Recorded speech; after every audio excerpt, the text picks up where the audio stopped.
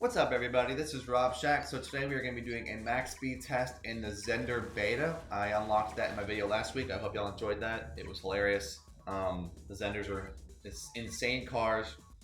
I can't pick the color on the Zender beta, and I hope y'all enjoyed my video 2 weeks ago where I did the max speed test in the Zender Type S, which was hilarious. So yeah, be sure to like, subscribe, comment, and share. Help me get to 1,000 subs.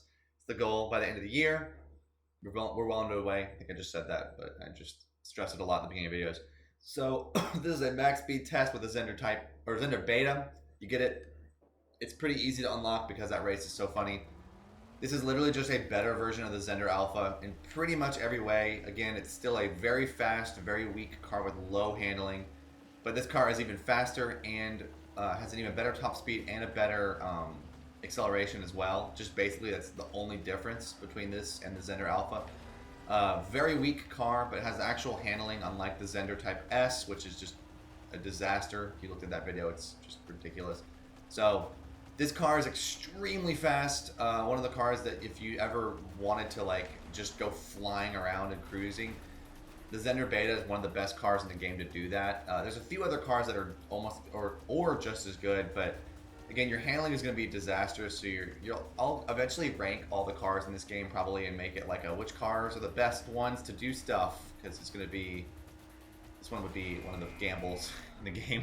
It's so fast and so out of control. Again, not nearly as bad as the Zender Type S, because the Zender Type S literally has like no handling. They gave it as low of a handling stat as you can imagine, because I think technically it has to have some handling or else it would not be a car, although it's not really a car. But the Zender Beta is actually a vehicle that drives and is fast. Once you get out of this glitchy tunnel, then you'll see that I can make this thing go really fast. It's very quick too. That's another thing that's really impressive about the Zenders, is they both just go flying. But yeah, a thing to think about is, I didn't think about this, but on the final championship race, you probably could just damage out the Zender because it's so weak. But again, you have other cars in the race that are not that weak, so it probably would have just been better just to beat everybody. But I'm like, ideas, you know? The fact that the AI actually, and this is so nice about this game, is that the AI actually have the same damage output, or they follow the same guidelines of whatever the player has. So if you're racing against the Zender, it'll be easily damageable, just like if you're driving it. So like that type of stuff is great. A lot of games don't do stuff like that. They'll make the AIs just have like unlimited health, and you're like, no, that's stupid. That's why I liked the race last week, because you can literally just damage out all the Zenders if you have a car with a high durability, and that's just super rare in games nowadays. Nowadays the AIs just have this unfair advantage because they're like, well, we can't like oversight that. But I'm like, no, it's not an oversight if the cars all follow the same damage output. That's fine. But anyway, the car's very fast, hard to control, but way better to control than the Zender Type S. It's essentially the same car as the Zender Alpha, but obviously has way more speed and way more acceleration. I mean, it's not like shockingly more, but you can definitely tell. You can see the difference between this car and the Zender Alpha. I mean, it's better than it's better than or equal to that car in every way. There's no stats that it's worse. It's a very powerful car. Again, super weak.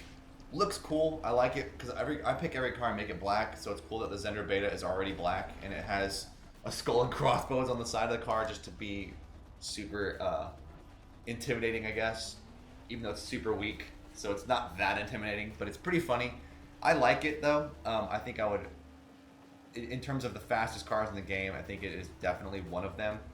I would never be able to test the Zender Type S fast top speed anyway, because that thing, the second you have to turn, it just loses control completely. But this car is good, very fast. The handling is kind of a joke, but you know, obviously when you start to get used to this game and you learn that the handbrake is the ability just to turn on a dime, you can use this car's terrible handling to its advantage, or to your advantage, and get some good turns in and beat some cars that you shouldn't be able to beat. But yeah, this car can fly. It's very fast, very difficult to control, especially once you get going this fast. But if I can get to 200, that would be kind of sick. But it just kind of depends on the cars on the road, and I think we're gonna do it here. We technically hit 200 there. So that's the first car I've ever seen go 200 in this game. So that was awesome. Yeah, this is the video. This is the car. It's great. I enjoy it. Unlock it. It's easy to unlock and it's fun to drive around. So hope y'all enjoyed the video. Have a great day. Peace.